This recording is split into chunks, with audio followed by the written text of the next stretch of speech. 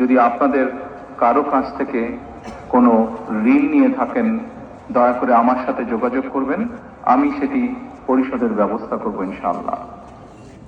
একই সাথে উনি জীবিত থাকাকালীন অবস্থায় ওনার কোনো ব্যবহারে, ওনার কোনো কথায় যদি কেউ আঘাত পেয়ে থাকেন, তাহলে মরহুমার পক্ষ নামাজে জানাজা আদায় করবেন,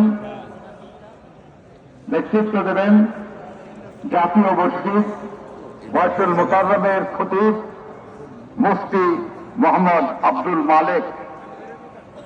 আপনারা জানাজার নামাজের জন্য প্রস্তুতি নিন। মাইকের সাউন্ড এবারে তো মাইক কম লাগাইছে, মাইক ওদিকে মাইকই নাই।